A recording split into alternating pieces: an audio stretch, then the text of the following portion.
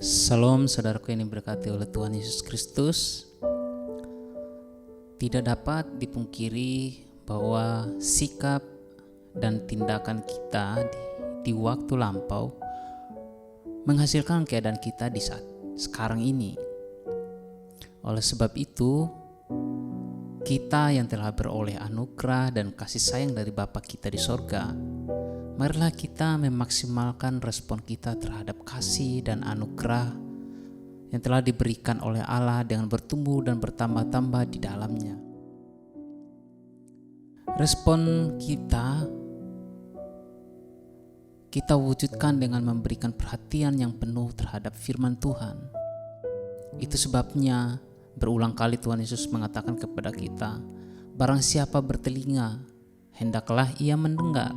Dan lagi, camkan apa yang kamu dengar. Apa yang Tuhan Yesus peringatkan kepada kita, menyatakan kepada kita bahwa kita tidak boleh mendengar tanpa mengerti apa yang kita dengar. Kita tidak boleh mendengar asal mendengar, tetapi kita harus mendengar apa yang Tuhan firmankan.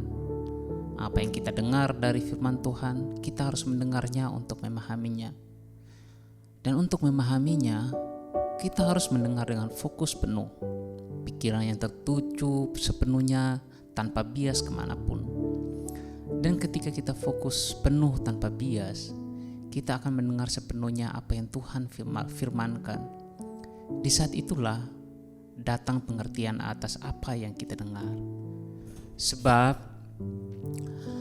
firman Tuhan itu adalah terang. Terang yang memberi pengertian dan pemahaman kepada yang menerima terang tersebut tanpa terhalangi oleh apapun. Mazmur 119 ayat 130 berkata, pintu masuk kepada firman-Mu memberi terang, memberi pengertian kepada yang sederhana.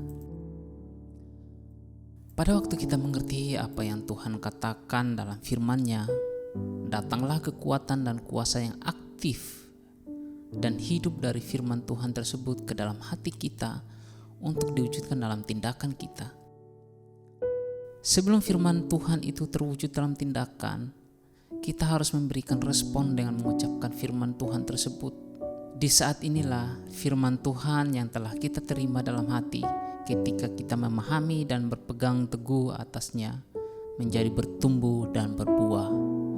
Bertumbuh maksudnya firman itu tersemai di hati kita atau roh kita tanpa rintangan. Sedangkan berbuah itu menunjukkan kepada firman yang terekspresi dan terwujud dalam tindakan yang membawa dampak perubahan. Dampak kesembuhan terhadap sakit penyakit, dampak kemerdekaan terhadap keterikatan dari kuasa si jahat, dampak hikmat terhadap kebodohan dan jalan buntu, dampak pengharapan terhadap keputusasaan, dampak gairah dan semangat terhadap kelesuan, dan seterusnya. Segala yang mulia dan yang baik yang dapat dihasilkan oleh firman